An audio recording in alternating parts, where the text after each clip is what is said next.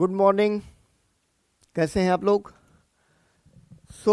कल की क्लास से आगे आज बढ़ना है हम लोगों को एडवेंट ऑफ यूरोपियंस या यूरोपियों का जो भारत में आगमन होता है उस क्लास में।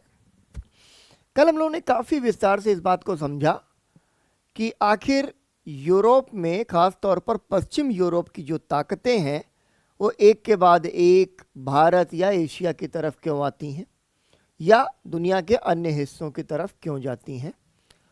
उसी के साथ साथ हमने थोड़ा साम्राज्यवाद उपनिवेशवाद को समझा, उन परिस्थितियों को समझा जिनकी वजह से जो भारत के साथ अरब व्यापारियों का व्यापार हुआ करता था यूरोप के साथ, वो कैसे बीच में ब्रेक हो गया, कॉन्स्टेंटिनोपल या कुस्तुनतुनिया का कैसे पतन हुआ और उससे परिस्थितियां काफ़ी हद तक बदल गईं। उसी क्रम में हमने भारत के अंदर जो यूरोपीय शक्तियां आईं उनके आगमन का क्रम देखा और उनके प्रस्थान का भी क्रम देखा और उसको समझ लिया कि प्रीलिम्स के पॉइंट ऑफ व्यू से वो किस तरह से सवाल फ्रेम हो सकते हैं, और साथ ही साथ में मेंस के पॉइंट ऑफ व्यू से हमने इस पूरे पीरियड की एक कंसेप्चुअल एनालिसिस भी करी। अब आज की क्लास में पुर्तगाली, चूंकि कल की क्लास में हमने कंप्लीट कर लिए थे, बहुत ही इंपॉर्टेंट है, मैंने कल आपको क्लास में बताया था कि जो पुर्तगीज वायसरॉय हैं वो बहुत ही इम्पॉर्टेंट है, वहाँ से सवाल काफ़ी बन सकते हैं और बनते रहे हैं यूपीएससी के एग्जामिनेशन में और स्टेट पब्लिक सर्विस कमीशन के एग्जामिनेशंस में भी। अब आज उसी स्टोरी को आगे लेकर के चलते हैं। पुर्तगीज आए और फिर हमने कल देखा कि एक दूसरी जो बड़ी फोर्स है वो है डच। ठीक है, जब हम बात कर रहे थे यूरोपीय शक्तियों के भारत के आगमन के क्रम के बारे में, तब भी मैंने आपको बताया था कि ये नीदरलैंड या आज जो हॉलैंड है वही डच कहलाता है। ठीक है ना। और कल हमारी इसी संदर्भ में ये भी बात हुई थी कि इसकी स्थापना जो है 1602 में हुई। यूपीएससी ने डच कंपनी, जो कि बहुत महत्वपूर्ण कंपनी नहीं है, इसके बावजूद यहां से एक प्रश्न सीधे तौर पर पूछ लिया, और वो प्रश्न कहां से आता है वो आप देख लीजिए। डच कंपनी 1602 में बनी और यह एक संयुक्त पूंजी कंपनी थी। संयुक्त पूंजी कंपनी, ठीक है, जॉइंट स्टॉक कंपनी। अब यूपीएससी ने यही बात पूछ ली कि दुनिया की पहली संयुक्त पूंजी कंपनी कौन सी थी, या निम्न में से कौन सी इसमें से एक संयुक्त पूंजी कंपनी थी। 1602 में बनी डच जो कंपनी है ये एक संयुक्त पूंजी कंपनी, यानी कई लोगों ने अपनी पूंजी को संयुक्त किया, जोड़ लिया, और उसके बाद वो जो है कंपनी बनी ईस्ट इंडिया के साथ ट्रेड करने के लिए। नाम रखा गया United east India company of Netherlands. ठीक है, United east India company of Netherlands, ये इसका नाम है। अब ये नाम आपको क्यों देख लेना चाहिए, क्योंकि east India company of Netherlands, ठीक है, इसलिए देख लेना चाहिए कि हो सकता है कि कभी कंपनियां जो है ना वो ठीक से उनके युग्म दे दिए जाए और उनसे पूछा जाए इनमें से कौन सी सही है कौन सी नहीं, क्योंकि कई सारी जो कंपनियां हैं वो अपनी स्थापना और विकास के क्रम में उनके नाम थोड़े अलग अलग रहे हैं। ये प्रश्न इसलिए महत्वपूर्ण हो जाता है कि आज तो हम लोग बहुत सुनते हैं मल्टीनेशनल कंपनी, बहुराष्ट्रीय कंपनी। ये दुनिया की पहली बहुराष्ट्रीय कंपनी है, पहली मल्टीनेशनल कंपनी है। ठीक है, और दूसरी महत्वपूर्ण चीज जो मैं आपको यहां पर बता देना चाहता हूं, जो बहुत ही इंपॉर्टेंट हो जाता है आपके यूपीएससी पॉइंट ऑफ व्यू से, कि एक सवाल बन सकता है कि ब्रिटिश ईस्ट इंडिया कंपनी जो है, ठीक है ना, ईस्ट इंडिया कंपनी वो किस एक कंपनी की प्रतिस्पर्धा में बनी थी, यानी किस कंपनी के मद्देनजर मुकाबला करने के लिए ब्रिटेन ने यह सोचा कि हमें भी एक ऐसी ही कंपनी बनानी पड़ेगी। तो आपके लिए यह ध्यान रखना है कि British east India company Dutch company के मुकाबले बनाई गई थी। और ये बहुत महत्वपूर्ण सवाल है, क्योंकि ये ध्यान रखना है आपको कि यूपीएससी कभी कभी कंपनी के नेचर के ऊपर सवाल पूछ देता है और उनकी प्रतिस्पर्धा पर आपको थोड़ा सा ध्यान जरूर रखना पड़ेगा। अब डच सरकार ने इसको पूरा समर्थन दिया, एक चार्टर दिया और कहा कि युद्ध छेड़ने की, संधि करने की और किले बनाने का इनको अधिकार है, ठीक है ना।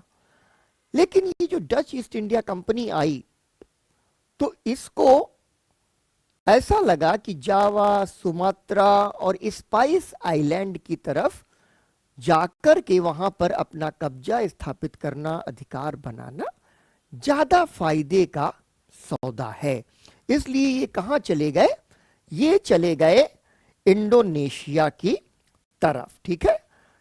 ये जावा, सुमात्रा, स्पाइस आइलैंड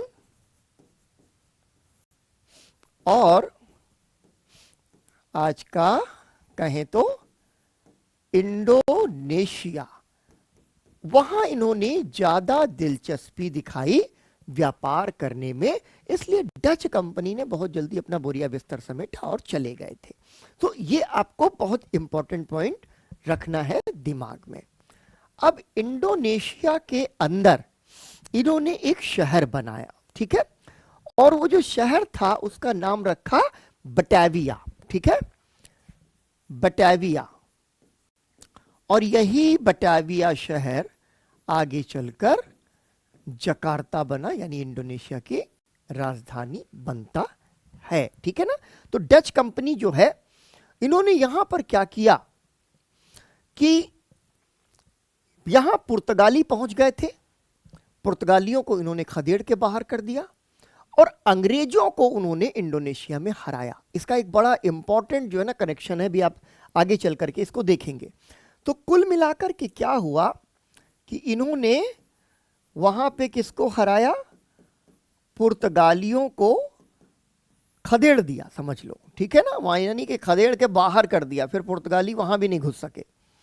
और अंग्रेजों को इन्होंने इंडोनेशिया में हरा दिया, पराजित कर दिया, ठीक है।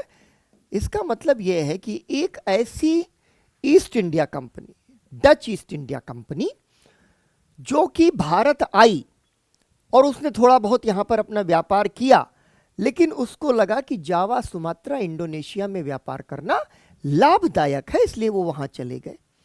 और वहां पर उन्होंने क्या किया, बटाविया नाम से शहर बनाया, बहुत ही समृद्ध शहर बन गया और वहां पर कब्जा करके बैठ गए। इसलिए भारत में उनकी दिलचस्पी लामुहाला थोड़ी कम हो गई। अब देखो, हर एक कंपनी के लिए आपको एक चीज ध्यान रखनी है कि उसकी पहली फैक्ट्री कब बनी, ठीक है। पहली फैक्ट्री बहुत इंपॉर्टेंट फैक्ट है। सबकी पहली फैक्ट्री आपको बहुत आराम से याद होनी चाहिए, ठीक है ना। पहली फैक्ट्री इन्होंने 1605 में आकर के बनाई, यानी 3 साल के बाद में। कहां, मसूली पत्तनम या मसूली पट्टनम, ये पहली फैक्ट्री इन्होंने स्थापित यहां पर कर ली। थोड़े समय के बाद एक दूसरी फैक्ट्री बनाई। तो आपको पहली और दूसरी फैक्ट्री याद रखनी चाहिए। ये इन्होंने बनाई कहां, पुलिकट, पुलिकट में 1610 में। कई बार जो फैक्ट्री है, यानी जो जगह है जहां पर वो फैक्ट्री बसाई गई और जो कंपनी है जिसने वो फैक्ट्री बसाई, इसका कोई युग्म भी बनाया जा सकता है। पुलिकट की फैक्ट्री जो है वो चंद्रनगर के राजा की अनुमति से बनाई थी।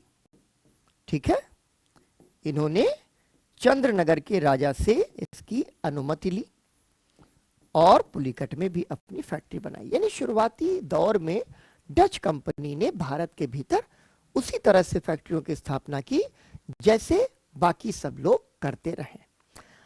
डचों से संबंधित बहुत ही महत्वपूर्ण जो फैक्ट है वो मैं आपको बता रहा हूं।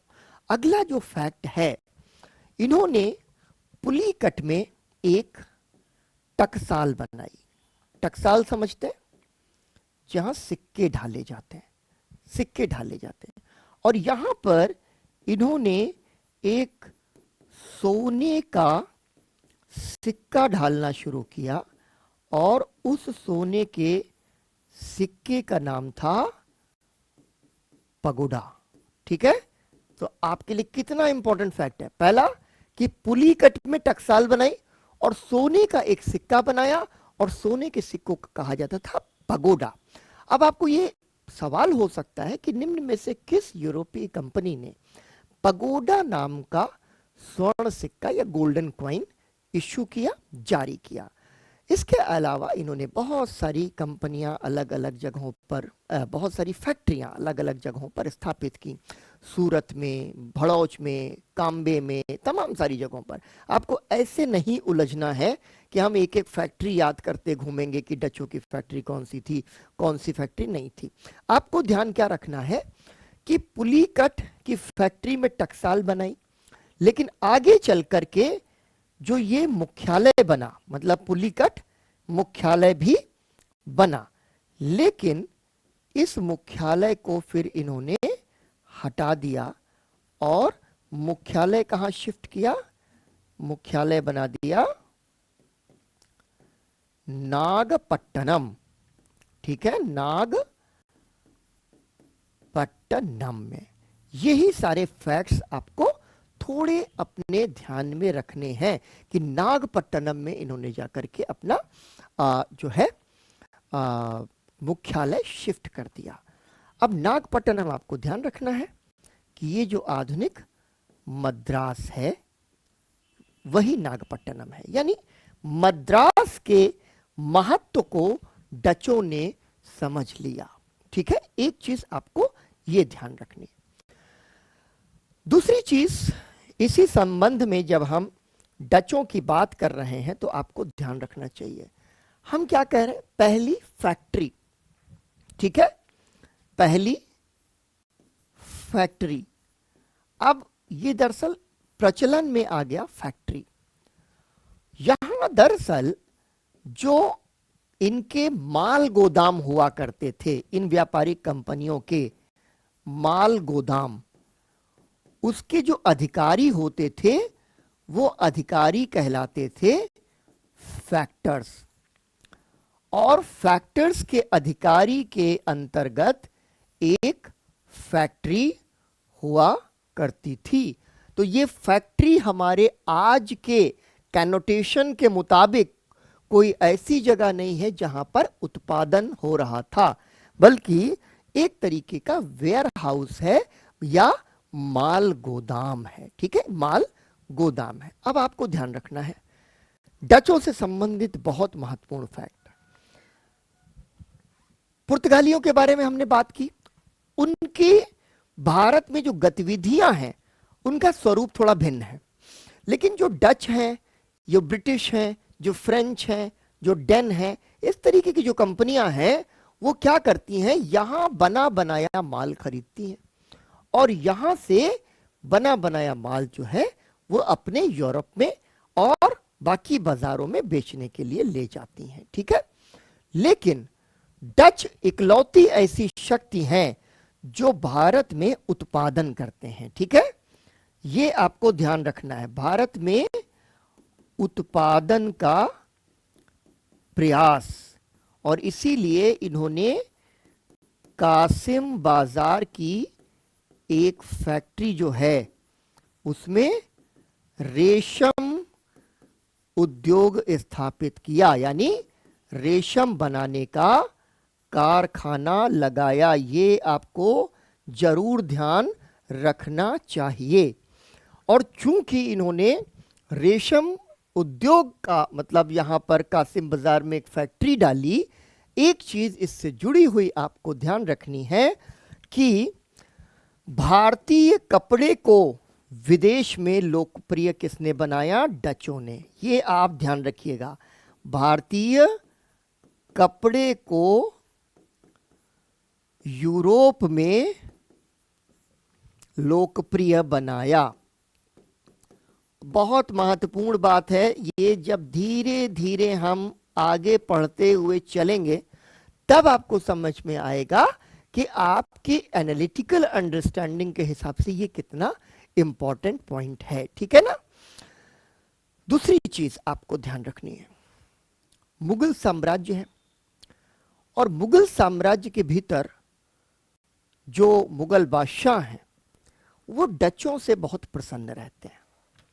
इसलिए प्रसन्न रहते हैं क्योंकि डच जो है भारत के व्यापार वाणिज्य को बढ़ाने वाली शक्ति है और इसीलिए 1664 में औरंगजेब ने इनको करीब 3.5% की वार्षिक चुंगी पर बंगाल, बिहार, उड़ीसा में व्यापार का अधिकार दे दिया था। मतलब समझ रहे हैं आप? मैं आपको थोड़ा सा इसको समझाता हूं कि ये आपके लिए क्यों एक इंपॉर्टेंट फैक्ट बन जाता है। 1664 औरंगजेब क्या कर रहा है? 3.5% की वार्षिक चुंगी के आधार पर बंगाल, बिहार और उड़ीसा में व्यापार का अधिकार दे रहा है। ठीक है? व्यापार का अधिकार दे रहा है डचों को। और ये महत्वपूर्ण रियायत हासिल करने वाली ये पहली फैक्ट्री है, पहली कंपनी है। तो आपको ये ध्यान रखना है कि डच भले छोटी जो है शक्ति थे, लेकिन बहुत ही महत्वपूर्ण फैक्ट्स इससे जुड़े हुए हैं जो कि आपके प्रीलिम एग्जामिनेशन की वजह से बहुत महत्वपूर्ण है और इसी वजह से डचों से सीधे प्रश्न पूछे गए हैं यूपीएससी और स्टेट एग्जामिनेशंस के अंदर। ठीक है? अब देखो 1759 एक ऐसा साल आया जब बंगाल में एक जगह थी बेदरा। ठीक है? 1759 बंगाल में एक जगह थी बेदरा, वहां युद्ध लड़ा गया, उसको कहा गया बेदरा का युद्ध। बेदरा कहाँ है? बंगाल है। ठीक? और यहां पर डच जो है वो अंग्रेजों से पराजित हो जाते हैं। यहां पर अंग्रेजों से पराजित हो जाते हैं। ये समय देख रहे हैं आप? अगर आपने पढ़ाई शुरू भी की है तब भी आप जानते हैं कि प्लासी की लड़ाई कब लड़ी गई? 1757, 1757 the battle of Plassey was fought. So here in the battle of Bedara or Bedara, Dutch were defeated by the British and that was the end of the Dutch story from India. यहीं से पटाक्षेप हो जाता है। ठीक है? ये आपको ध्यान रखना है। ठीक है? और इसके बाद एक समझौता हो जाता है। डच कहते हैं कि हम अपनी दुनिया में खुश हैं, जावा, सुमात्रा, इंडोनेशिया, स्पाइस आइलैंड की तरफ से मसाले वसाले के व्यापार में खुश है, इसलिए हमें अब जो है यहां से ज्यादा मतलब नहीं रखना। चूंकि हमने देखा कि रेशम उद्योग लगा, भारतीय कपड़े को यूरोप में लोकप्रिय बनाया, इसका मतलब क्या हुआ कि डचों का जो मेजर इंटरेस्ट है in India, that was not spices, rather it was कपड़ा। ठीक है? यहां ये कपड़े के उद्योग में ज्यादा इंटरेस्टेड हैं, मसालों के नहीं। क्यों? क्योंकि मसालों की तो इनके पास खान उधर सुदूर पूर्व में फार ईस्टर्न कंट्रीज में पहले से ही मौजूद है। तो that is the story of Dutch. ठीक है? अब हम आ जाते हैं एक दूसरी बहुत ही महत्वपूर्ण शक्ति के बारे में बात करेंगे और वो है फ्रांसीसी। ठीक है? फ्रांसीसी। अब ये जो फ्रांसीसी हैं, जाहिर सी बात है कि ब्रिटिश के बाद जो दूसरी बड़ी ताकत है जिनकी हिस्ट्री कंपैरेटिवली हम ज़्यादा पढ़ते हैं वो फ्रेंच हैं, ठीक है ना। अब फ्रांस में एक बड़ा जो है ना ताकतवर राजा है और वो है लुई 14वां, ठीक है, लुई 14वां।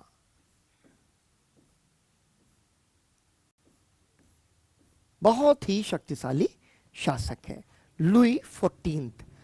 उसने देखा कि यूरोप में जगह जगह पर ऐसे ऐसे कंपनीज बन रही हैं, ठीक है, तो उसने कहा कि फ्रांस की भी एक अपनी कंपनी होनी चाहिए।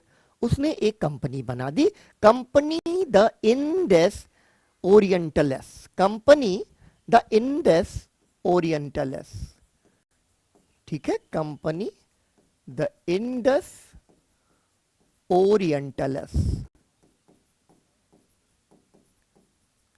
अब महत्वपूर्ण बात क्या है, लुई 14 ने इस कंपनी का निर्माण करवाया, बहुत शक्तिशाली शासक है और ये बन गई सरकारी कंपनी, सरकारी कंपनी। आपने देखा कि Dutch company joint stock company है, संयुक्त पूंजी कंपनी है, वो प्राइवेट कंपनी है, और फ्रांसीसी कंपनी एक सरकारी कंपनी है, जो आपको ध्यान रखना चाहिए, ठीक है। फिर 1667 में, ये 1664 में बनी, में फ्रैंक केरी भारत आता है, ठीक है, फ्रैंक केरी इनका रिप्रेजेंटेटिव बनकर के भारत आया और भारत आकर के इसने कहा कि हम भारत के साथ वैसे ही व्यापार करना चाहते हैं जैसे कि और बाकी कंपनियां करना चाहती हैं, ठीक है। और 1668 में इन्होंने अपनी पहली कोठी कहां पर बनाई, सूरत में, ठीक है। हमने आपको बताया है कि आपको जरूर ध्यान रखना है कि पहली कोठी या पहली फैक्ट्री कहां बनी, तो फ्रांसीसियों की पहली फैक्ट्री सूरत में बनती है 1668 में। तो यहां से वो अपनी शुरुआत कर लेते हैं, पहली फैक्ट्री की स्थापना कर लेते हैं। दूसरी फैक्ट्री कहां बनाते हैं, एकदम दूसरी तरफ जाकर के, ठीक है, दूसरी फैक्ट्री। और यहां पर ये आपको ध्यान रखना है कि ज्यादातर जो कंपनियां हैं वो बड़ी तेजी से अलग अलग इलाकों में जो महत्वपूर्ण बंदरगाह हैं, सी पोर्ट्स हैं, उन पर अपना बेस बनाना चाहती हैं क्योंकि वहां पे मार्केट है। तो ये हो गया चंद्रनगर और ये मद्रास के पास में है। सो मद्रास के आसपास क्लस्टरिंग हो रही है, हर कोई चाहता है कि हम मद्रास के आसपास जाकर के अपनी कंपनी की स्थापना करें, ठीक है। 1674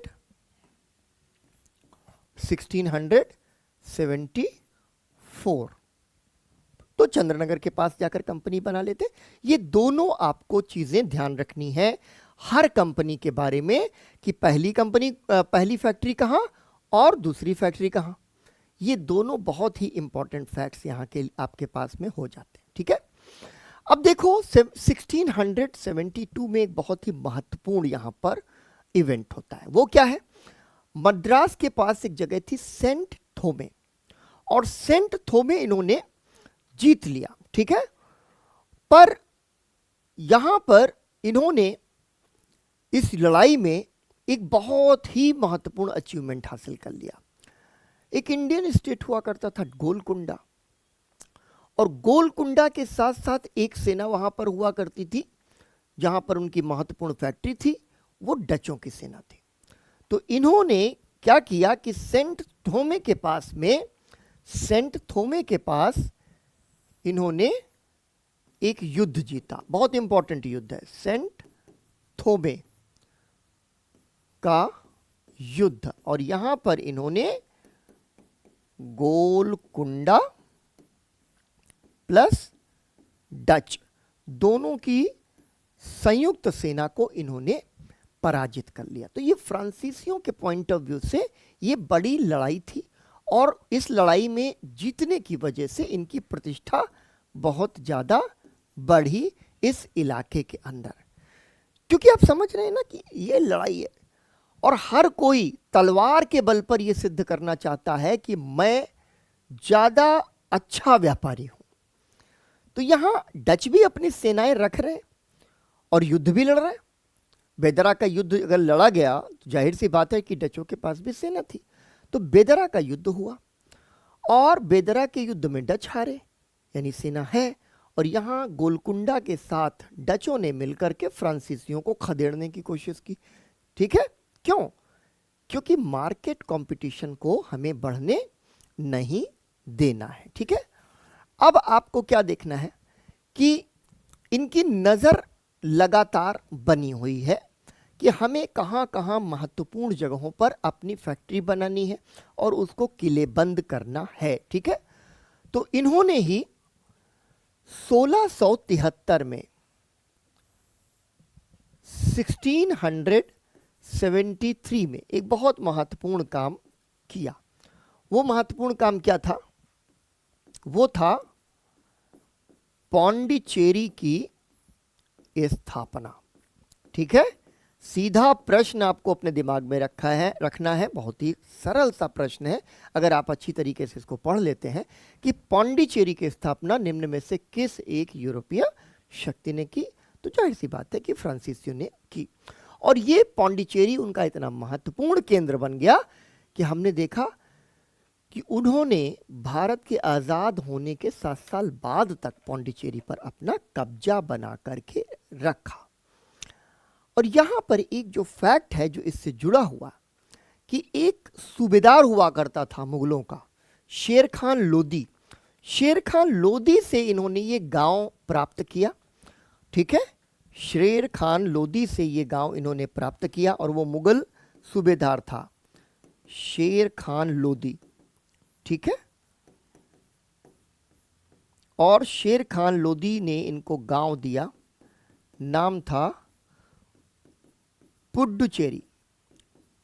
पुडुचेरी, तो पुडुचेरी और उसके आसपास ये गांव बनाते चले गए।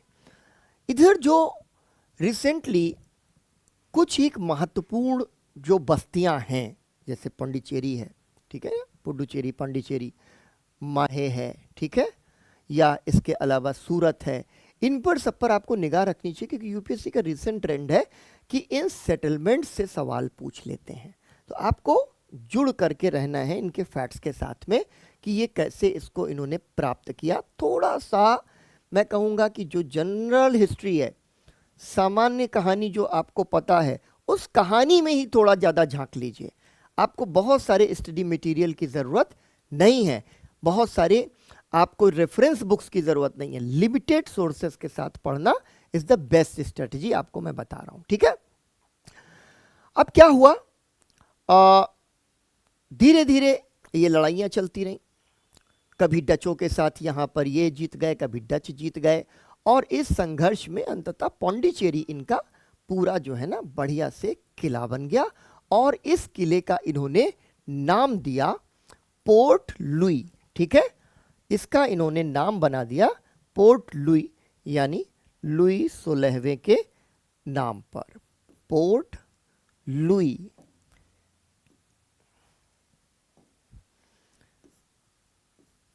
और ये आपको ध्यान इसलिए भी रखना है क्योंकि कुछ एक जो पोर्ट्स हैं उनके नाम के बेसिस पर सवाल आ सकता है कि निम्न में से कौन सा जो पोर्ट है, कौन सा जो फैक्ट्री है या किला है वो पोर्ट लुई के नाम से जाना जाता था। तो ये पोर्ट लुई यानी लुई 14th, और Louis 14th meaning France, France meaning French in east India company. इस तरीके से को रिलेट करके आपको पढ़ना है। और यही फिर फ्रांसीसियों का मुख्यालय बन गया, यानी हेडक्वार्टर बन गया। ठीक है ना, फ्रेंच जो है हेडक्वार्टर बन गया पौंडीचेरी।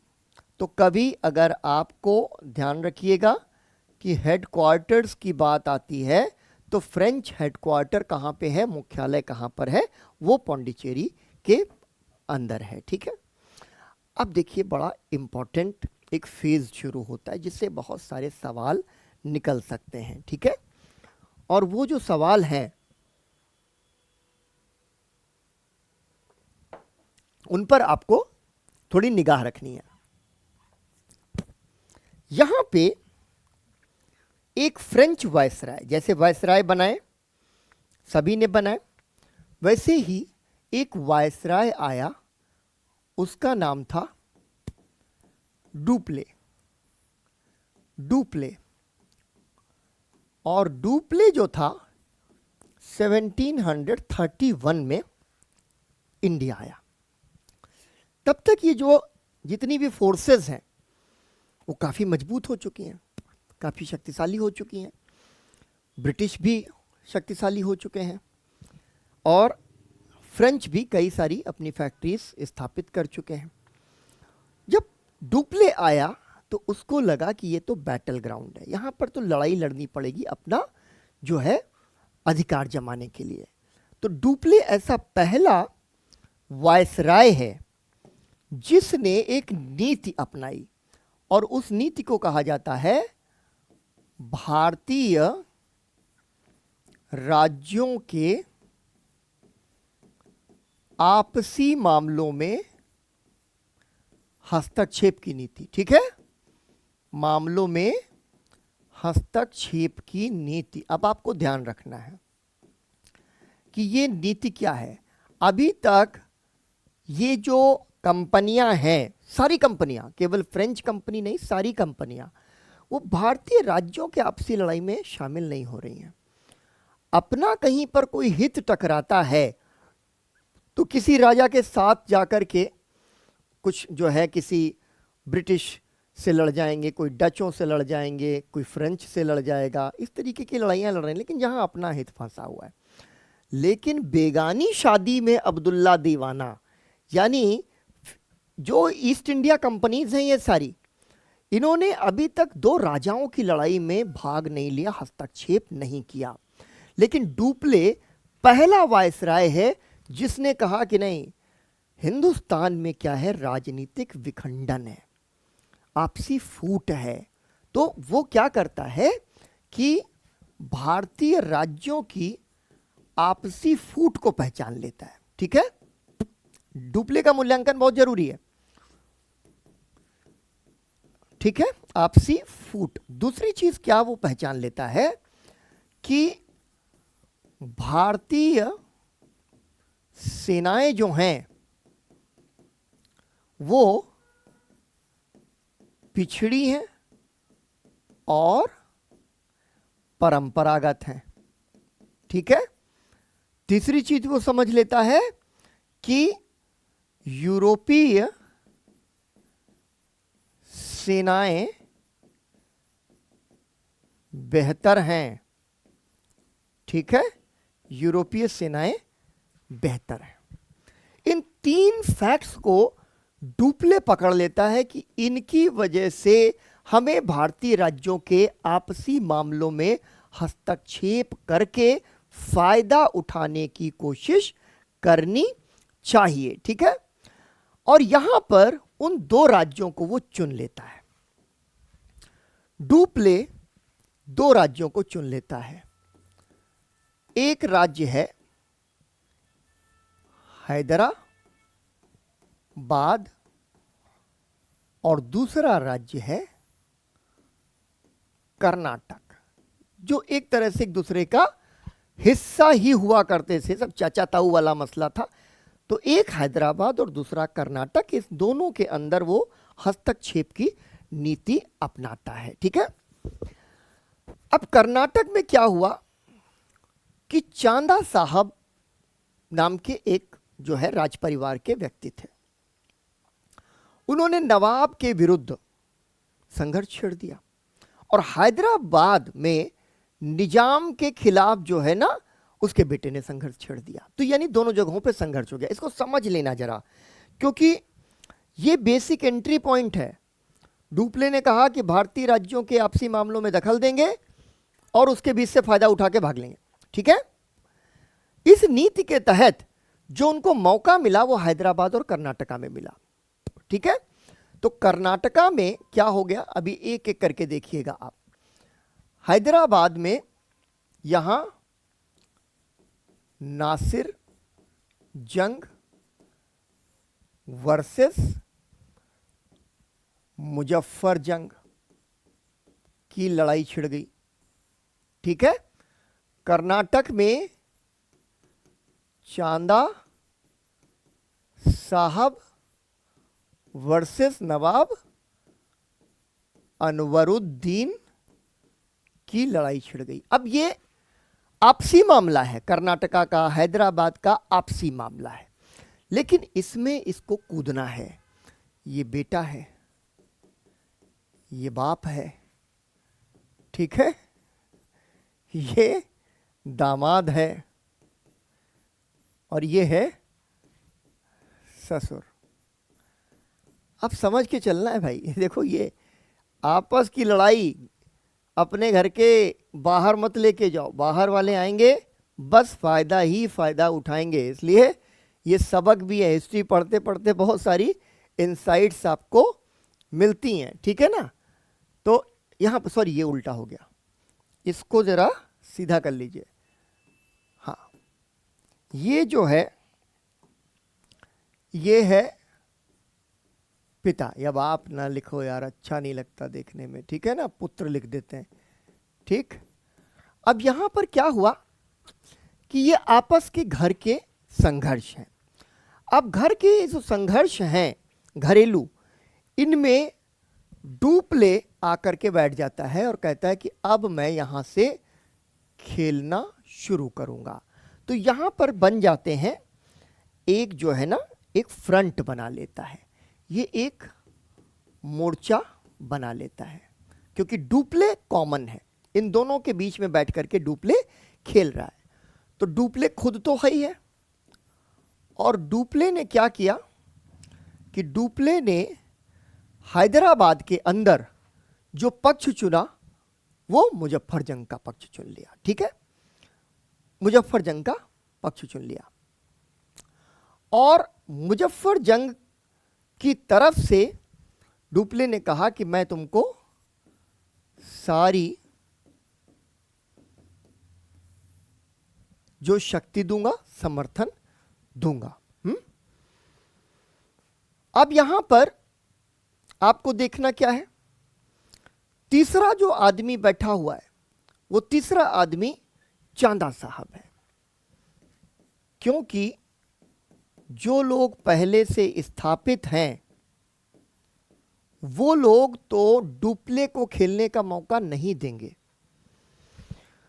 लेकिन ये जो नासिर जंग और जो पुत्र है वो नवाब का एक बेटा एक पोता, आपस में सब लड़ रहे हैं, और यहां पर ससुर दामाद आपस में लड़ रहे हैं।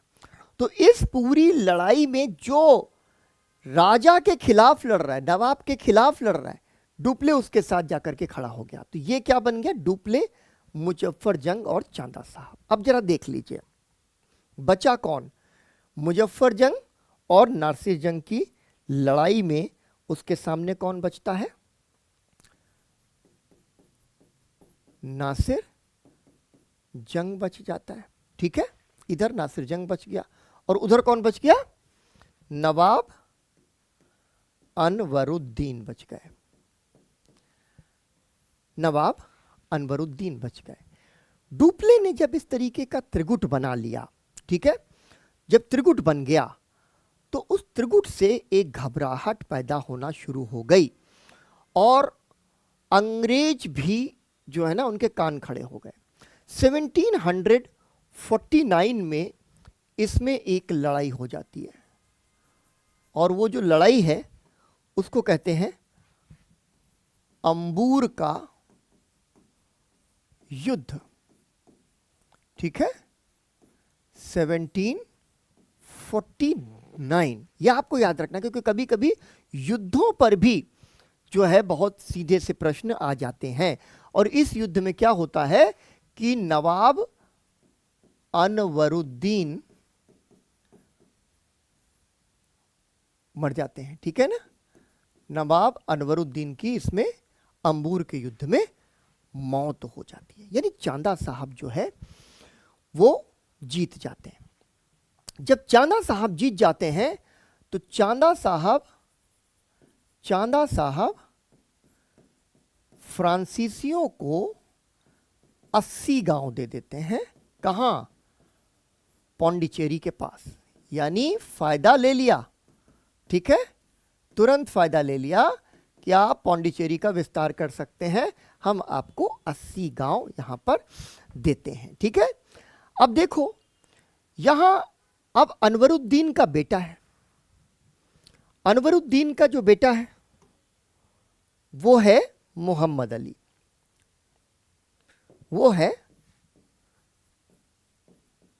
मोहम्मद अली, ये अनवरुद्दीन का बेटा है। अब यहां बाप मरा तो बेटा यहां पर आकर के खड़ा हो गया कि भाई हम इसके स्वाभाविक वारिस हैं, ठीक है। उधर क्या हुआ कि मुजफ्फर जंग नासिर जंग को मार दिया, और नासिर जंग जब मर गया तो हैदराबाद पर वो काबिज हो गया और दक्कन का बन गया सूबेदार। क्यों? क्योंकि हैदराबाद में मुगल साम्राज्य के अंदर जो हैदराबाद का जो नवाब होता था वही दक्कन का सूबेदार होता था। क्यों होता था ये आपको आगे की क्लासेस में समझ में आएगा। तो ये जो है, जब दूसरा जो युद्ध हो रहा है उसमें मुजफ्फर जंग नासिर जंग को मार देता है और मुजफ्फर जंग बन जाता है दक्कन का सूबेदार। यानी कि डुप्ले की योजना यहां पर सफल हो रही है और डुप्ले ने दक्कन के सूबेदार को अपना एक तरीके से पिट्ठू बना लिया है।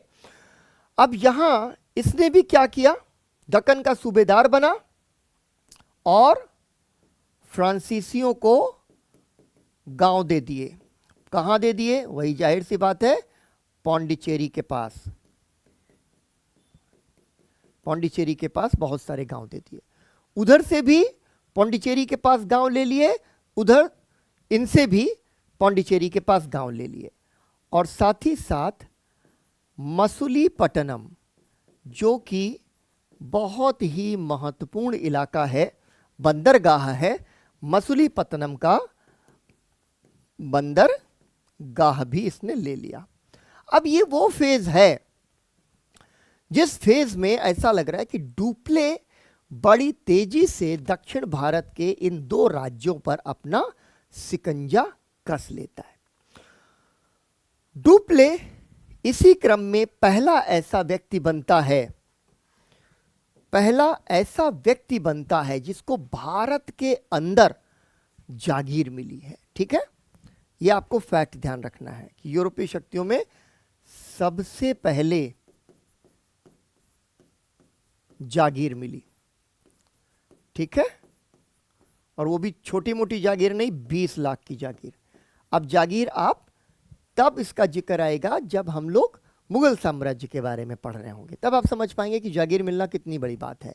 क्योंकि जागीर मिलते ही डुप्ले बन जाता है भारत में जागीरदार। तो ये एक बहुत महत्वपूर्ण फैक्ट और जुड़ जाता है डुप्ले की हिस्ट्री के साथ। साथ ही साथ उसको क्या किया जाता है कि कृष्णा नदी से लेकर, ठीक है, कृष्णा नदी से लेकर कन्याकुमारी तक का, कृष्णा नदी से कन्याकुमारी तक, वहां का ऑनरेरी गवर्नर बना दिया जाता है, ठीक है, ऑनरेरी गवर्नर। यानी कोई सरकारी पदवी धारण करने वाला भी पहला व्यक्ति डुप्ले है, ठीक है। अब क्या हुआ कि यहां भी सेना बैठ गई हैदराबाद में, और दूसरी तरफ जो है कर्नाटक के अंदर तो चांदा साहब जीत ही गया, ठीक है। अब देखो यहां जो बेटा है मुजफ्फर जंग, ठीक है, ये जो बेटा है मुजफ्फर जंग एक दुर्घटना में मारा जाता है। और यहां पर उसका जो बेटा है उसको एक फ्रेंच अफसर कहता है कि मैं चुनूंगा कि किस बेटे को बैठाया जाए। तो मुजफ्फर जंग के मरते ही यहां पर सलाबत जंग को जो है नवाब बना दिया जाता है। कौन बनाता है? एक फ्रेंच ऑफिसर। यानी भारतीय राज्यों के आपसी मामलों में दखल के साथ साथ उत्तराधिकार के जो मामले होते थे उसमें भी दखल इसने दे दिया। ठीक है, जैसे ही सलाबत जंग राजा बना, अंग्रेजों ने ये हमारे नवाब ने इसको एक और बहुत बड़ा फायदा करवा दिया डुप्ले को, और ये बहुत महत्वपूर्ण था। ठीक है, कि एक पूरी उत्तरी सरकार है, उत्तरी सरकार सौंप दिया। उत्तरी सरकार फ्रांसीसियों को सौंप दी। अभी हम समझा रहे हैं कि उत्तरी सरकार क्या है। ठीक है, उत्तरी सरकार ऐसे समझिए कि ये भारत का पूर्वी हिस्सा है और मद्रास को उड़ीसा बंगाल की तरफ जोड़ने वाला एक गलियारा है जिसको उत्तरी सरकार कहते हैं। तो ये वाला इलाका जो है सलाबत जंग ने दे दिया डुप्ले को। सलाबत जंग ने डुप्ले को दे दिया। अब कितने महत्वपूर्ण अचीवमेंट्स डुप्ले ने बनाए। साथ ही साथ आंध्र प्रदेश में 4 जिले भी दे दिए। ठीक है, आंध्र में 4 जिले, आंध्र प्रदेश में 4 जिले भी दे दिए। यानी एक तरह से हैदराबाद और कर्नाटका में डुप्ले के हस्तक्षेप ने बहुत फायदा करवा दिया। 80 गांव पौंडीचेरी के पास, जागीर 20 लाख, कृष्णा नदी से कन्याकुमारी ऑनरेरी गवर्नर, उत्तरी सरकार फ्रांसीसियों के पास, आंध्र प्रदेश के 4 जिले फ्रांसीसियों के पास। ठीक है, दक्कन का सूबेदार सलाबत जंग बना तो फ्रांसीसियों के को गांव दे दिए, फिर मसूलीपट्टनम का बंदरगाह दे दिया। यानी डुप्ले ने अपनी इस नीति के तहत लगभग हर तरह से भारतीय राज्यों से फायदा उठाया और बहुत ही ज्यादा ताकतवर बन गए। अब देखो इस नीति की खासियत क्या है। इस नीति की खासियत क्या है कि पहले बना मित्र या सहायक, और सहायक बनाकर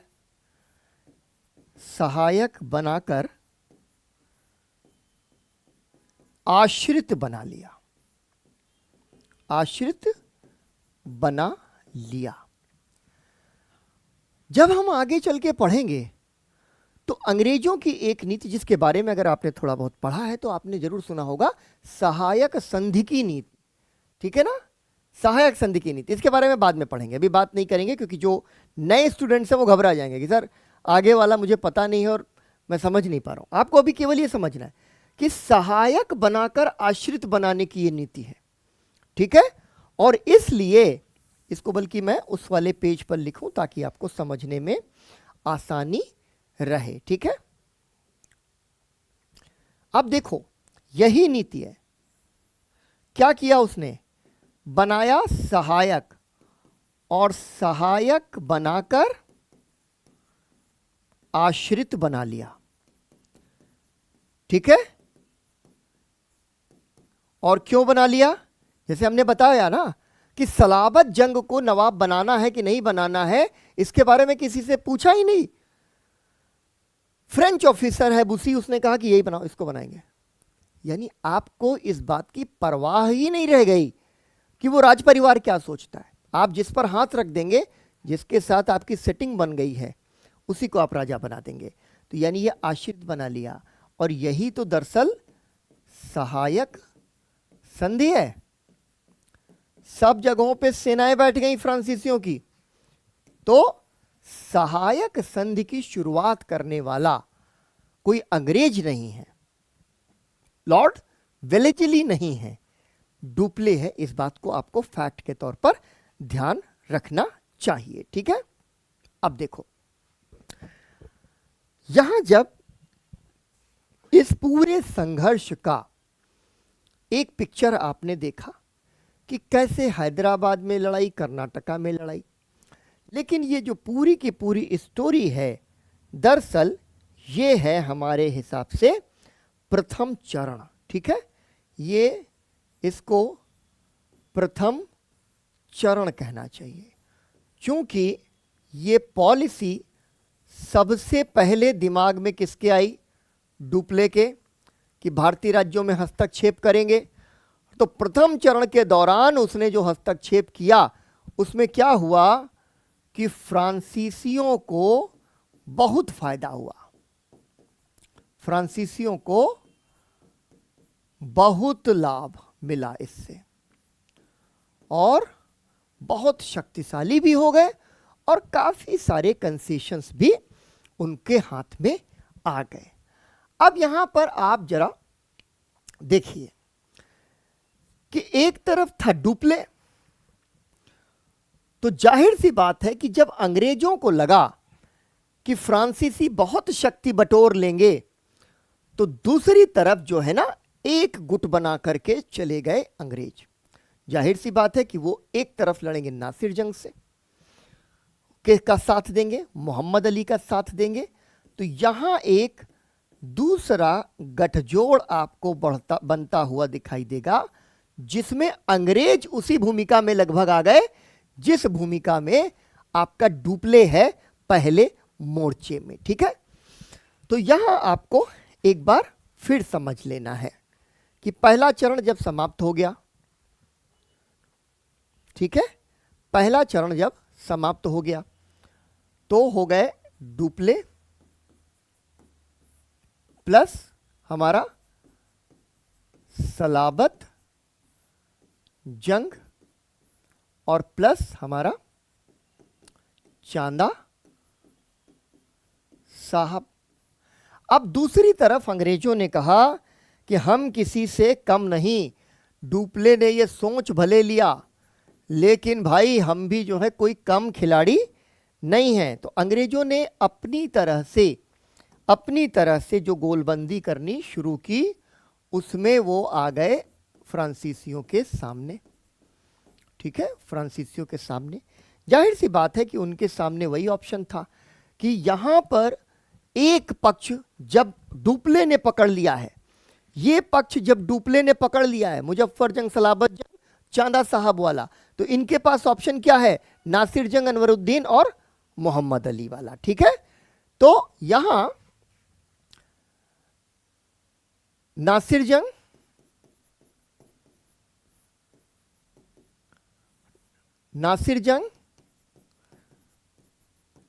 मोहम्मद अली, ठीक है, इसके बाद मोहम्मद अली, मैं दोनों इसलिए लिख दे रहा हूं ताकि आपको ध्यान रहे, प्लस यहां पर नासिर जंग, मोहम्मद अली के साथ साथ दूसरा जो बचा हमारा वो था नासिर जंग, अनवरुद्दीन, मोहम्मद अली। ठीक है, नासिर जंग, अनवरुद्दीन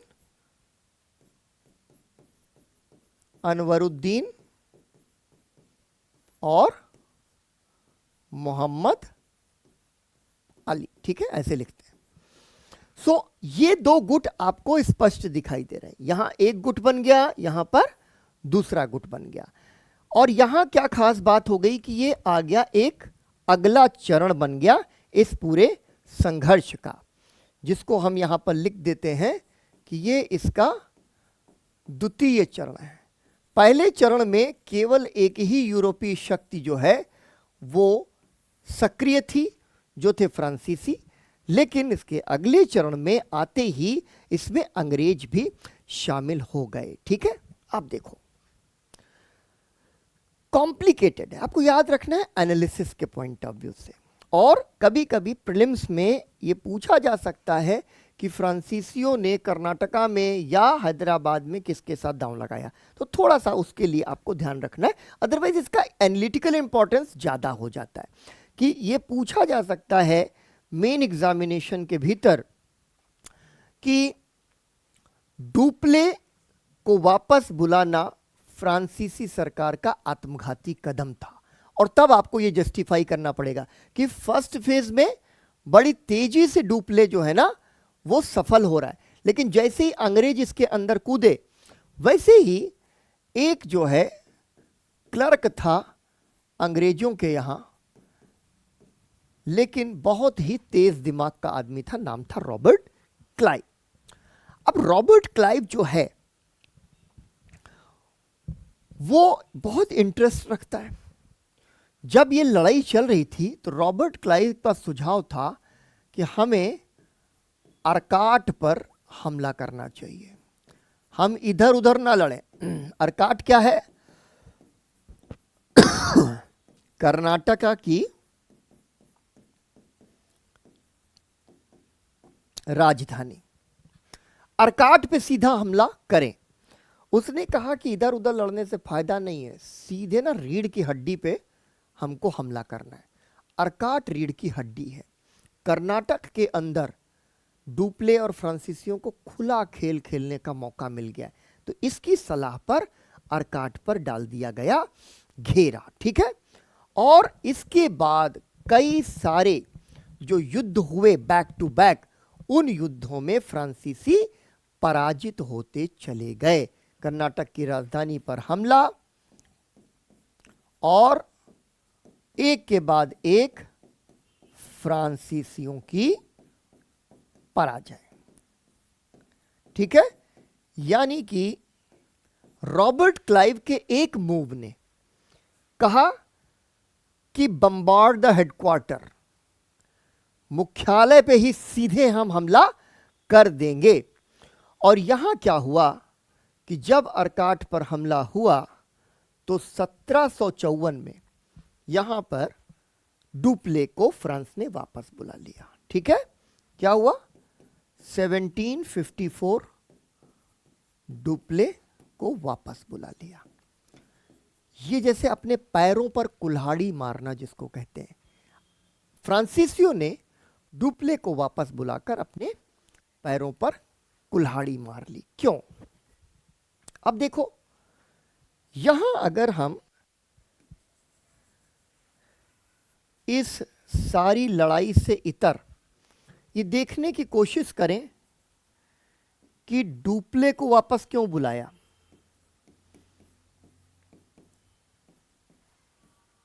ठीक है, तो पहली चीज तो क्या है, सरकारी कंपनी है।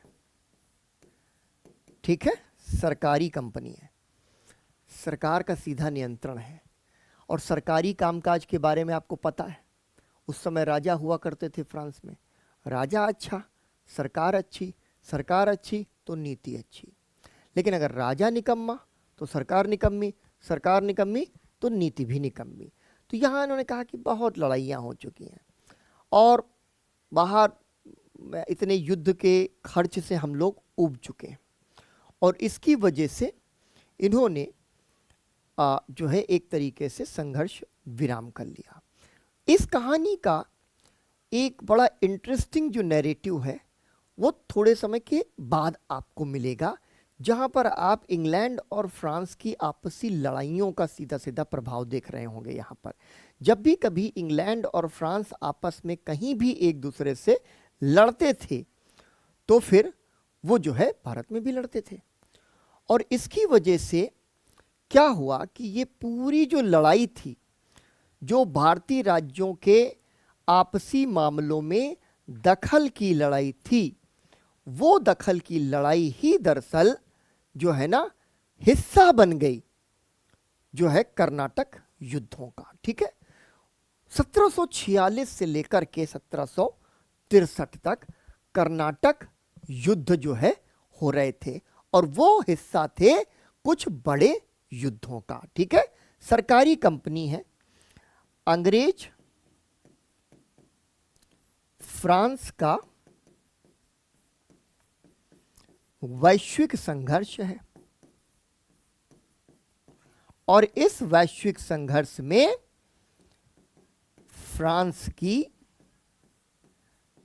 कमजोर स्थिति है। और इस कमजोर स्थिति के चलते ही फ्रांस की सरकार कहती है कि अब हम भारत में ज़्यादा लड़ नहीं पाएंगे। तो आपको यहाँ पर एक महत्वपूर्ण चीज़ जो लिख लेनी, जिसके बारे में हम किसी खास वजह से आगे पढ़ेंगे।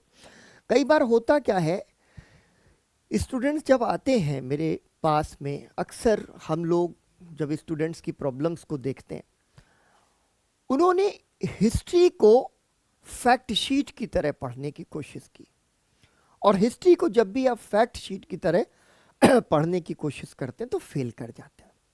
अभी हम भारत में जो विभिन्न कंपनियां हैं उनके संबंध में पढ़ रहे हैं, और यहां पर एक नीति है डुप्ले की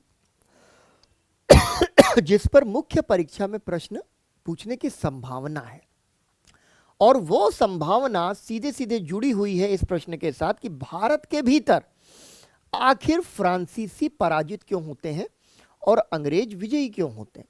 अब डुप्ले एक नई नीति लेकर आता है, लेकिन डुप्ले अपनी ही नीति में एक तरीके से मारा जाता है, क्योंकि इस कंपनी की जो सरकार है, जो फ्रेंच कंपनी की जो सरकार है यानी फ्रांसीसी सरकार, वो उसका साथ नहीं देती, और बाद में डुप्ले की ही नीति को अपनाकर अंग्रेज भारत में अपना साम्राज्य स्थापित कर लेते हैं। तो आपको इस कॉन्टेक्स्ट में ही मुझे रखना था।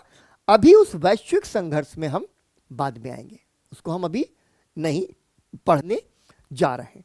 कहीं पर सप्तवर्षीय युद्ध हो जाएगा, कहीं ऑस्ट्रिया जो है यूरोप का एक राज्य है, वहां पर पता चला कि उत्तराधिकार का युद्ध होने जा रहा है, तो उस उत्तराधिकार के युद्ध की वजह से भारत में भी लड़ने लग गए, पूरी दुनिया में अंग्रेज फ्रांसीसी लड़ने लग गए। तो किसी एक वजह से मैंने उस कॉन्टेक्स्ट से काट के आपको अभी रखा हुआ है। अब आइए, अगली जो कंपनी है वो है डेन कंपनी। ठीक है, डेन कंपनी, डेनिश कंपनी या डेन कंपनी जिसको बोलते हैं, वो 1616 में भारत आ गए थे, यानी फोर रनर्स हैं। पुर्तगाली आए हैं, पुर्तगालियों के बाद में डच आए हैं, डच के बाद में ब्रिटिश आए हैं, ब्रिटिश के बाद में डेन आ गए, तो बहुत लेट नहीं आए हैं। ठीक है, और यहां पर इन्होंने क्या किया, 1620 में त्रावणकोर के पास में अपनी पहली फैक्ट्री स्थापित कर ली। 2-3 फैक्ट इनके बारे में आपको बस ध्यान रखने हैं। 1616 में भारत आए, ठीक है, 1620 में इन्होंने त्रावणकोर केरला का एक राज्य है, ठीक है, इसको कई बार ट्रांको बार भी लिखते हैं। ट्रांको बार में इन्होंने अपनी पहली फैक्ट्री स्थापित कर दी। ठीक है, पहली फैक्ट्री इन्होंने स्थापित कर दी। उसके बाद बंगाल के सेरामपुर में एक दूसरी फैक्ट्री इन्होंने बहुत दिनों के बाद बनाई, 1676 में। सेरामपुर दरअसल श्री रामपुर है। श्री रामपुर कहाँ है? बंगाल में है। यहाँ पर इन्होंने दूसरी फैक्ट्री लगाई। ठीक है, डेन या डैनिश, तो दूसरी फैक्ट्री इन्होंने लगा दी। लेकिन ये लोग जो है बहुत ज़्यादा इंटरेस्टेड नहीं रहे इंडियन ट्रेड के अंदर, और 2 छोटी जो है फैक्ट्रीज बनाई। इसको उन्होंने मुख्यालय के तौर पर स्थापित कर दिया, लेकिन इनकी ज़्यादा जो दिलचस्पी थी वो चीन में थी, चीन में। ठीक है, सो ये 1745 में आकर 1745 में सभी फैक्ट्रियां बेचकर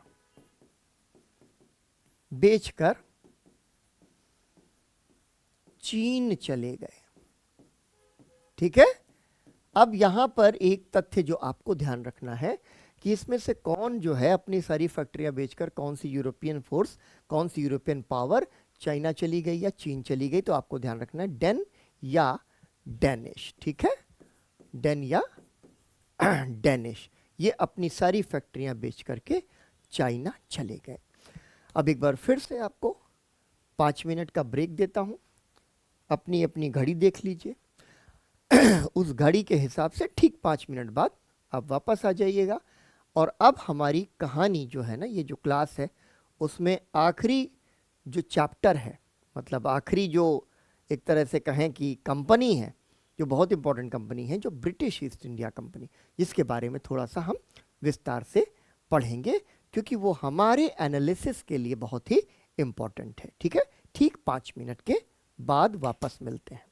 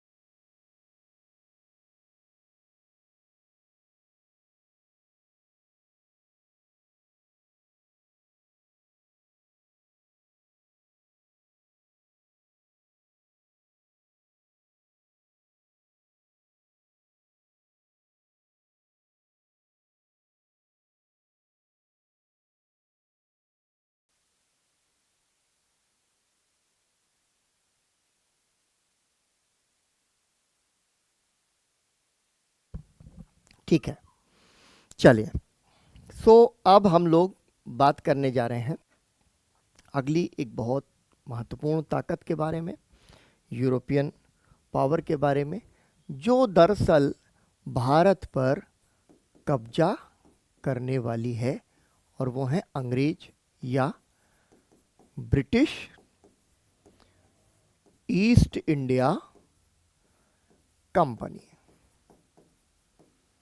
ब्रिटिश ईस्ट इंडिया कंपनी। ये स्टोरी आपके लिए बहुत इंपॉर्टेंट है समझना, क्योंकि आखिरकार जितनी भी कॉलोनियल फोर्सेस थीं उनमें से एक अंग्रेज ही ऐसे थे जिन्होंने भारत को अंततः अपना गुलाम बना लिया। ठीक है, अब सबसे पहले इसमें हम देखते हैं ईस्ट इंडिया कंपनी की कहानी, जो कई दृष्टिकोण से हमारे लिए महत्वपूर्ण है। इसको समझना इसलिए महत्वपूर्ण है कि आगे के बहुत सारे एनालिटिकल क्वेश्चंस जो मेन पॉइंट ऑफ व्यू से बेहद ज़रूरी है समझना, उसकी कुंजी यहाँ से खुल जाती है। अब देखिए होता क्या है कि ईस्ट इंडिया कंपनी की कहानी यूरोप से शुरू होती है, एक प्रतिस्पर्धा है, और यूरोप में कई देश पूर्व के साथ जो है व्यापार करना चाहते हैं। ठीक है, और जाहिर सी बात कि इंग्लैंड के अंदर जो व्यापारी हैं वो भी काफ़ी उत्सुक हैं कि हम कुछ व्यापार करना चाहते हैं। ठीक है ना, तो इन्होंने क्या किया, इन्होंने एक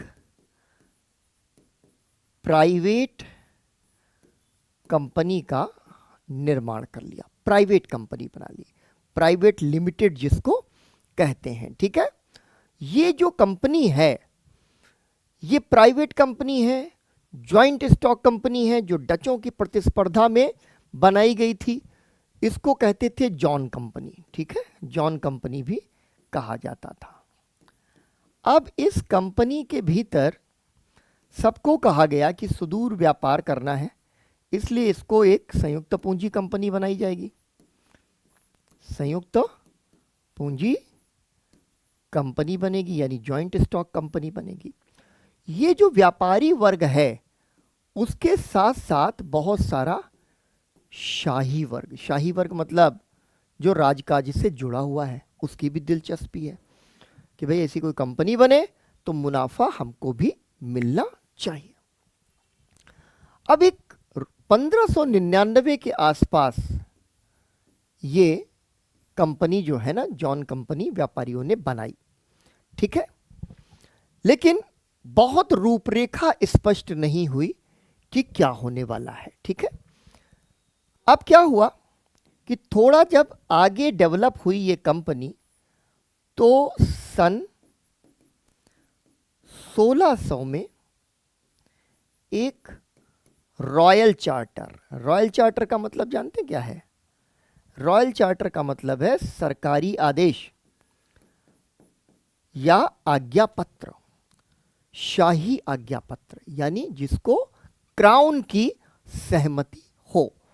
उन्होंने कहा कि ठीक है, ये जो भी कंपनी बनी है उसको हम शाही आज्ञा पत्र दे रहे हैं, रॉयल चार्टर दे रहे हैं।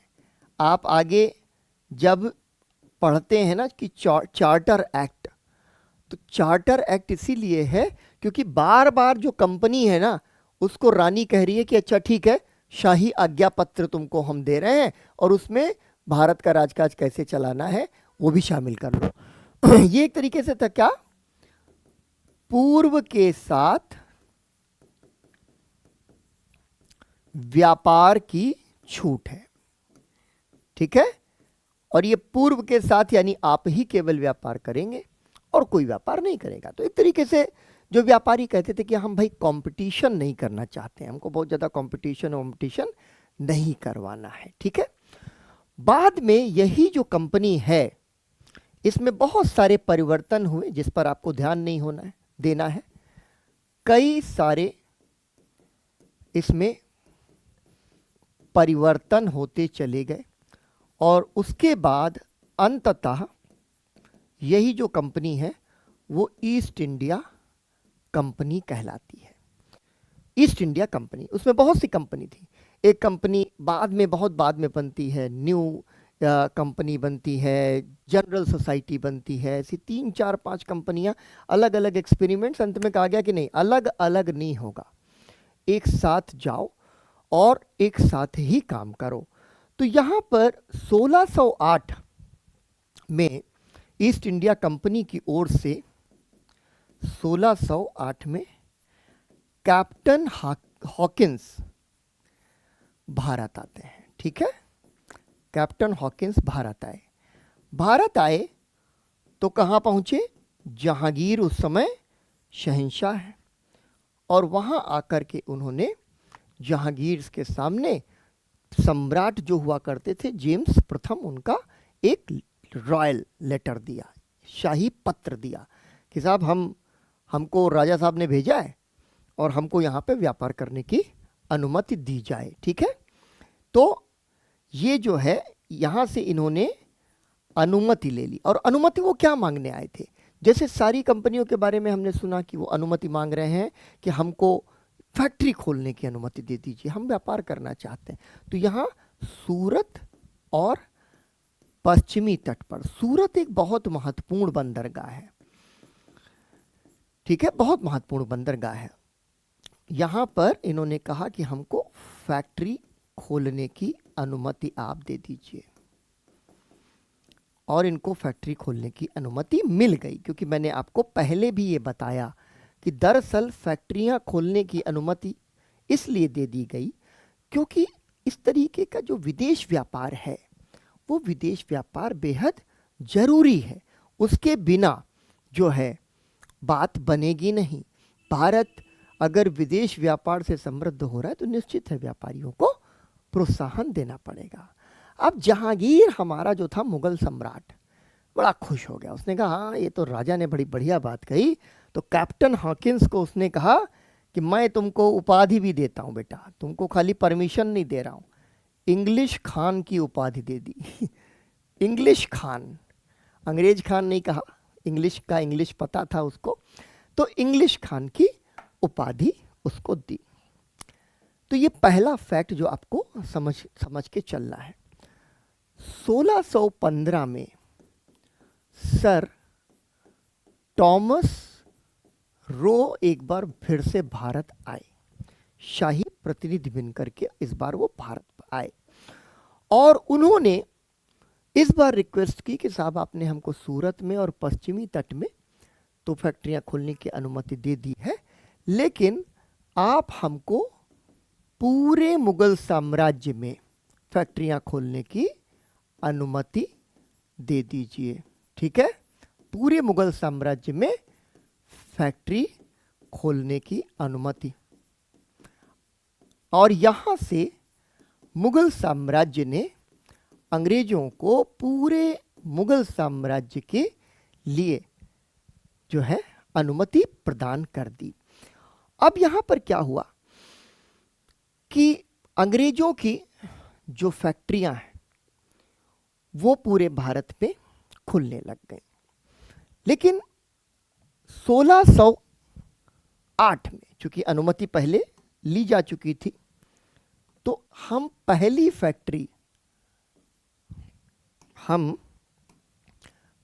फैक्ट्री वो बनी 1608 में। कहाँ बनेगी? चूंकि सूरत का नाम उन्होंने अलग से लिया था, तो सूरत में। दूसरी फैक्ट्री, ठीक है, दक्षिण भारत में पहली फैक्ट्री, ये भी आपको ध्यान रखना चाहिए, दक्षिण भारत में पहली फैक्ट्री बन गई मसूली पत्तनम में 1611 के अंदर। तो अंग्रेजों ने अपनी ये 2 फैक्ट्रियां यहां पर खोल ली, और इन 2 फैक्ट्रियों को खोल करके अपना कामकाज इन्होंने शुरू किया, कामकाज को बढ़ाना शुरू किया।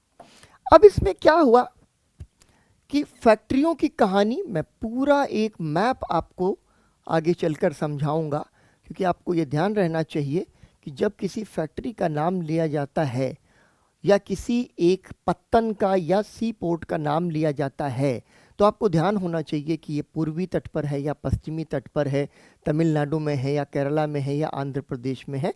वो मैं अलग से एक पूरी क्लास आपको लेकर समझाऊंगा और मैप पर आपको दिखाऊंगा, ताकि आप बहुत अच्छी तरीके से इसको समझ सकें। अब देखिए, धीरे धीरे जो अंग्रेज हैं, ठीक है, वो भारत में 3 महत्वपूर्ण केंद्र अपने डेवलप करेंगे। ठीक है, आगे चल करके 3 केंद्र अपने डेवलप करेंगे। एक केंद्र वो बनाएंगे किसको? मद्रास को। एक केंद्र वो बनाएंगे बंबई को, और तीसरा केंद्र वो बनाएंगे कलकत्ता को। ठीक है, ये 3 केंद्र हैं। आपको प्रश्नों के दृष्टिकोण से अगर मैं कहूं तो इन 3 जो है महत्वपूर्ण जो प्रेसिडेंसी शहर बने बाद में, जो एक तरीके से 3 अलग अलग प्रेसिडेंसीज बने, तीनों के मुख्यालय बने। एक बना मद्रास प्रेसिडेंसी, ठीक है, एक बनेगा कलकत्ता प्रेसिडेंसी, और एक बनेगा मुंबई या बंबई, सॉरी बंबई कहेंगे, मुंबई नहीं कहेंगे यार, क्योंकि बंबई उन्होंने कहा था, मुंबई जो है उसका ओरिजिनल नाम हुआ करता था। ठीक है, सो इन 3 शहरों के बारे में भी हम लोगों को थोड़ा तफसील से एक बार बात हम लोगों को करनी होगी। एक फैक्ट जो थोड़ा छुपा हुआ फैक्ट है, कभी भी इस पर सवाल आ सकता है, जो मुझे लगता है कि मैंने कहा कि कई सारे परिवर्तनों के बाद अंत में ईस्ट इंडिया कंपनी बनी, 1608 में भारत आ गए। ठीक है, जो हमने देखा कि कैसे कैप्टन हॉकिंस आए और फिर ईस्ट इंडिया कंपनी भारत आ गई। लेकिन ईस्ट इंडिया कंपनी के नाम से पहली बार जो उसका जिक्र आता है वो बहुत लेट आता है, वो 1833 के चार्टर एक्ट में आता है। तो बहुत कॉम्प्लिकेटेड अगर कभी करना चाहेंगे, करेंगे नहीं, लेकिन फिर भी आपको ये दिमाग में कहीं ना कहीं रख लेना है कि बहुत सारे एक्सपेरिमेंटेशन है। कंपनी का नेचर वैसा ही बना रहा, लेकिन वहाँ पर बहुत सारी खींचा तानी भी आपस में चलती रही। तो वो कंपनी जो है वो यहाँ पर धीरे धीरे आकर के अपने प्रभाव का विस्तार करती है और सबसे सफल यूरोपीय शक्ति के तौर पर स्थापित हो जाती है। पहली चीज तो क्या है कि अभी तक आपने देखा कि कोई भी दूसरी शक्ति वो कलकत्ता और उसके आसपास नहीं आई थी। ठीक है, ये आपको यहाँ पर ध्यान रखना है कि आमतौर पर काफ़ी जो है ना जनरल आंसर्स लिख देते हैं जो एस्पिरेंट्स हैं मेंस के, लेकिन आप 1-2 डिमेंशंस यहाँ पर जोड़ सकते हैं कि बाकी कोई भी जो कॉलोनियल पावर है, पुर्तगाली यहीं तक रहे, डचों ने अपनी फैक्ट्रियाँ बनाई, कहीं पर प्रभाव नहीं बनाने की कोशिश की, लेकिन ज़्यादातर जो है वो भी चंद्रनगर के आसपास सिमटे रहे। फ्रांसीसियों ने अपने आप को चंद्रनगर के मुख्यालय से ही फैलाने की कोशिश की। लेकिन यहाँ पर एक महत्वपूर्ण चीज़ है कि प्रेसिडेंसी, ठीक है, रणनीतिक रूप से इन्होंने 3 जो है रणनीतिक रूप से 3 अपने बड़े आधार बनाए। ठीक है, 3 बड़े आधार बना लिए, एक मद्रास, कलकत्ता और बंबई। धीरे धीरे बने, लेकिन इनका जो ध्यान था वो बहुत ही ज़्यादा था कि हम भारत में अगर हमें पूरा नियंत्रण स्थापित करना है तो पश्चिमी तट पर भी, ठीक है, पश्चिमी तट पर आपकी उपस्थिति होनी चाहिए, पूर्वी तट पर आपकी उपस्थिति होनी चाहिए, और बंगाल की खाड़ी में भी आपकी उपस्थिति होनी चाहिए, क्योंकि यहाँ से भी आप जमीन की तरफ बढ़ सकते हैं, यहाँ से भी बढ़ सकते हैं, यहाँ से भी बढ़ सकते हैं। तो रणनीतिक रूप से जो है ईस्ट इंडिया कंपनी काफ़ी एडवांस तरीके से आगे बढ़ी, ठीक है, आगे चलती रही। अब देखो यहाँ पर कि बहुत सारी फैक्ट्रियां इन्होंने धीरे धीरे बना ली और मसूलीपत्तनम 1611 में बना ली। और मसूलीपत्तनम गोलकुंडा राज्य का बहुत ही महत्वपूर्ण, बहुत ही समृद्ध, ठीक है, बंदरगाह था। गोलकुंडा का अत्यधिक समृद्ध, बहुत ज़्यादा प्रॉस्परस, है ना, समृद्ध बंदरगाह है। वहाँ पर भी इन्होंने मतलब अपना ध्यान दिया और उसके आसपास वो चलते चले गए। अब देखो कि यहाँ 1632 में इनको गोलकुंडा का जो नवाब था उसने 500 पगोडा वार्षिक कर के बदले व्यापार की छूट दी थी। 500 पगोडा, पगोडा स्वर्ण सिक्का डचों ने जारी किया है, ठीक है ना। और वो जो है वहाँ पर चल रहा है पूरे इलाके के भीतर। और यहाँ पर इनको क्या लगा कि उत्तर भारत में उस काल में आगे बढ़ना थोड़ा मुश्किल है, लेकिन दक्षिण भारत में थोड़ा राजनीतिक विघटन आएगा। इसलिए अंग्रेज जो हैं दक्षिण भारत में बंबई से लेकर के मद्रास तक अपने प्रभाव क्षेत्र का विस्तार करने में बहुत ज़्यादा उत्सुक हैं, ठीक है ना।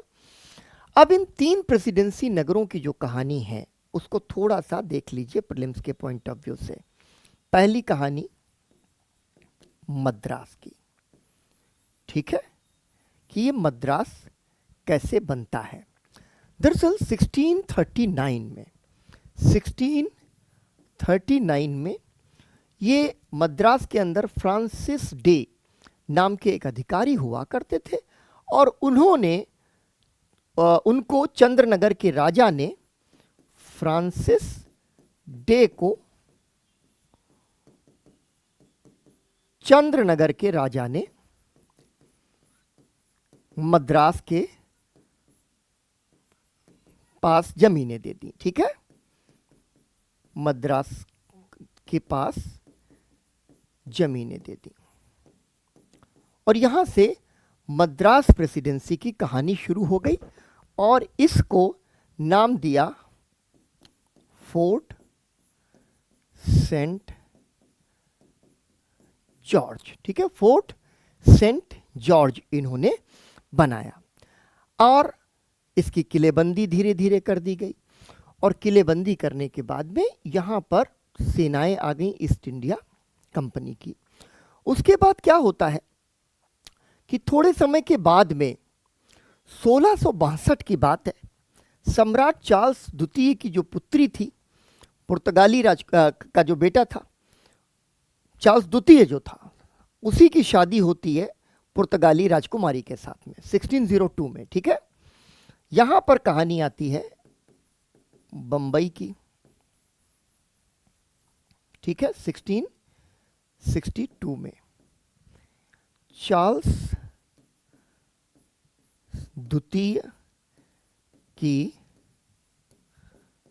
पुर्तगाली राजकुमारी से शादी हो जाती है, ठीक है, पुर्तगाली राजकुमारी से शादी हो जाती है और ये मिल जाता है दहेज में ब्रिटेन को।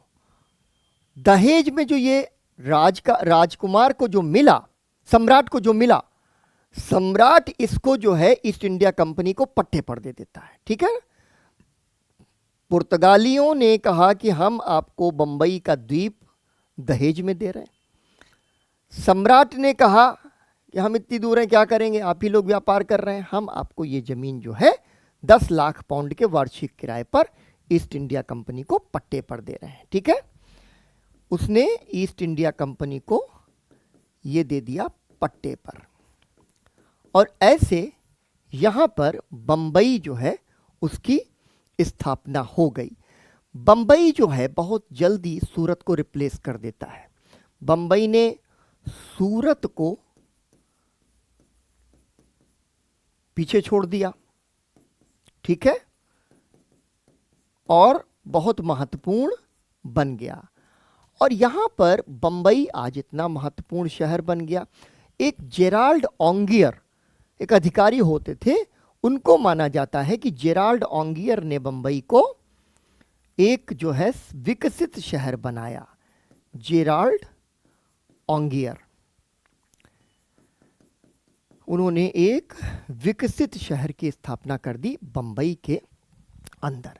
तो ये दूसरी कहानी आपको समझ में आ गई कि कैसे बंबई एक बड़ा सा द्वीप, जो एक द्वीप था, उसके आसपास बहुत छोटे छोटे से द्वीप थे, जो अगर कोई मुंबई से भी कोई स्टूडेंट इसे देख रहा उसको पता होगा कि किस तरीके से अभी भी कई सारे द्वीपों को जोड़ करके उन्हें जो है ना उनका डिस्टेंस कम करने की कोशिश बंबई में की जा रही है।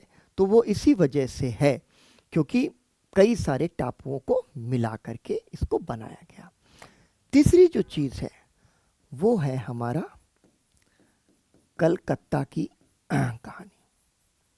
ठीक है, कलकत्ता की कहानी, इसको आपको ध्यान रखना है कि ये प्रश्न किस तरह से आपसे पूछा जा सकता है। प्रश्न ऐसे पूछा जा सकता है कि इन 3 प्रेसिडेंसी नगरों में एक तो इनकी अपनी जो छोटी छोटी कहानियां हैं उससे प्रश्न पूछा जा सकता है, और साथ ही साथ आपको प्रश्न ये भी पूछा जा सकता है कि पहले से बाद के क्रम में इनको आप सजा दीजिए। यानी बंबई, कलकत्ता और जो आपका मद्रास है, पहले कौन बना और पहले बाद में कौन बना। तो कलकत्ता आपको सबसे आखिरी में बनता है। ठीक है, 1698 में कंपनी को सूतानाती, कालिकाता और गोविंदपुर 3 जो है जमींदारियां दे दी जाती हैं। सूतानाती, कोलिकाता और गोविंदपुर, ये जो 3 महत्वपूर्ण गांव उसको मिल जाते हैं, उसकी जमींदारियां उसको मिल जाती हैं, और फिर यहाँ इसको फोर्ट विलियम के नाम से स्थापित कर दिया जाता है। ठीक है, फोर्ट विलियम के नाम से स्थापित कर दिया जाता है। और ये 3 महत्वपूर्ण फोर्ट जो हैं अंग्रेज अपने भारत के भीतर स्थापित कर लेते हैं। ठीक है, अब कंपनी की फैक्ट्रियां बन गई। धीरे धीरे करते करते 3 जो है महत्वपूर्ण प्रेसिडेंसियों का निर्माण हो गया। लेकिन इसके बीच में सबसे बड़ी ज़रूरत क्या थी कि हमें मुगल साम्राज्य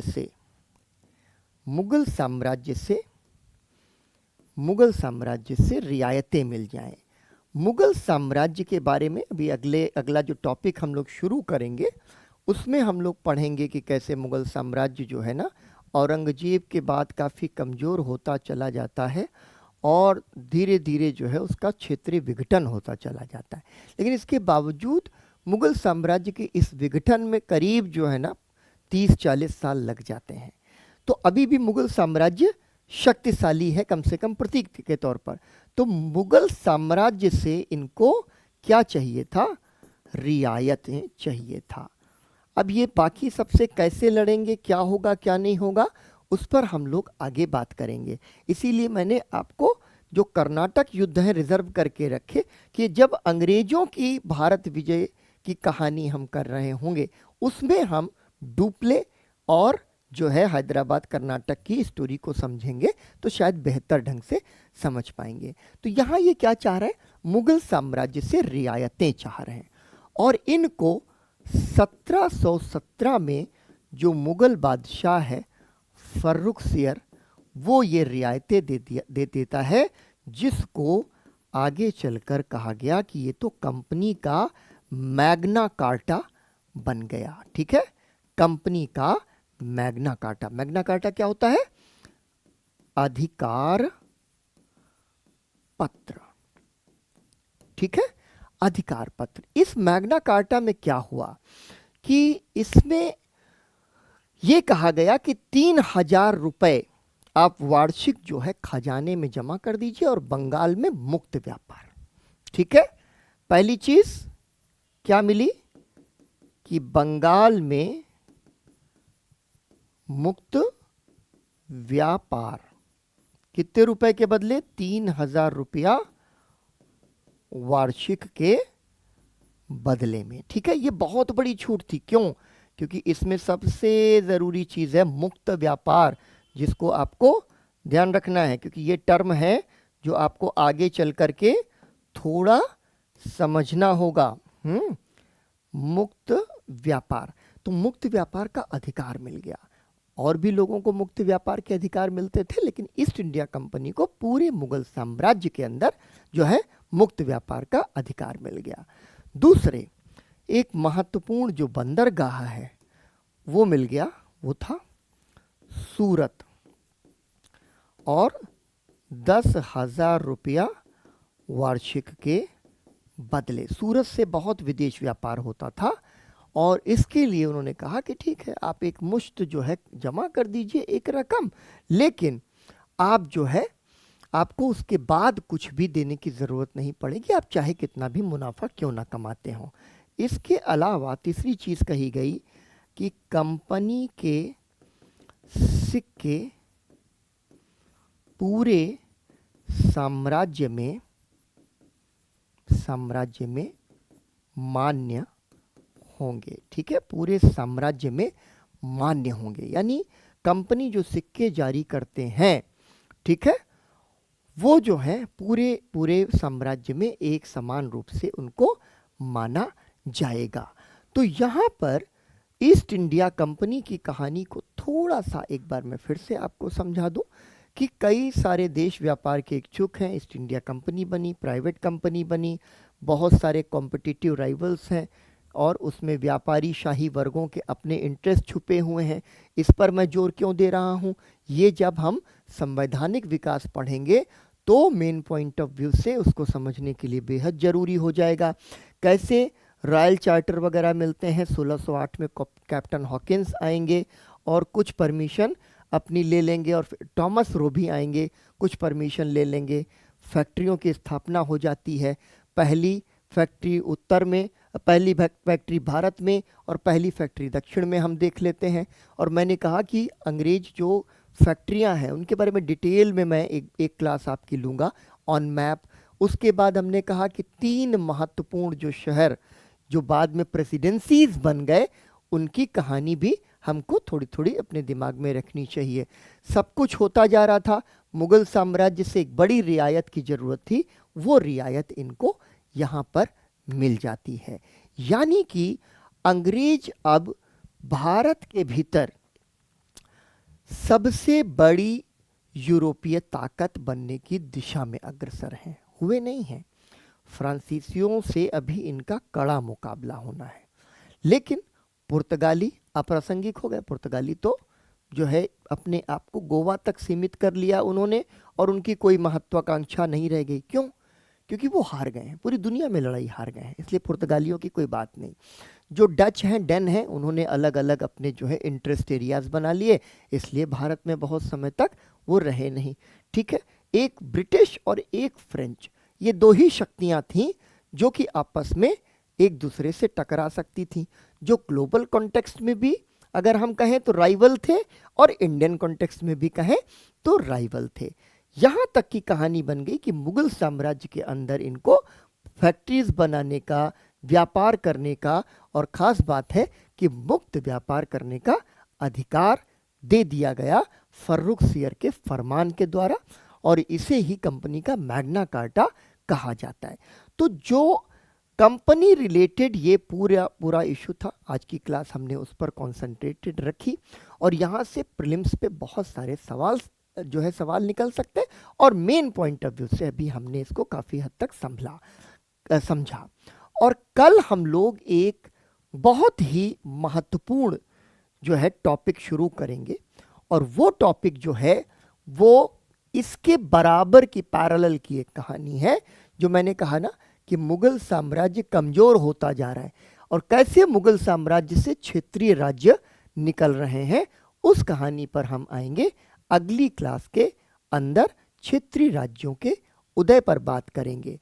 जब एक तरफ क्षेत्रीय राज्यों का उदय हो जाएगा और दूसरी तरफ कंपनी की कहानी हमने समझ ही ली, और फिर जब हम जाकर के समझेंगे कि कैसे अंग्रेजों ने फ्रांसीसियों को हराया और कैसे फिर बंगाल में जाकर के अपना राज्य स्थापित किया, तो एक नैरेटिव होगा।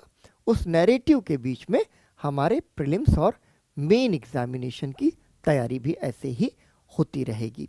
सो अगर आपको ये जो क्लास नोट्स हैं उसकी पीडीएफ चाहिए, तो आप सभी प्रॉस्पेक्ट आईएएस के टेलीग्राम चैनल को ज्वाइन कर लीजिए, जिस पर आपको ये ओरिजिनल क्लास नोट्स डेली मिल जाया करेंगे।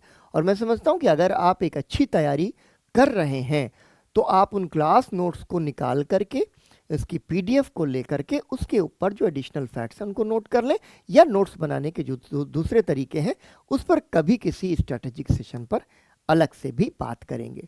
सो अगली क्लास में मिलते हैं, तब तक के लिए नमस्कार।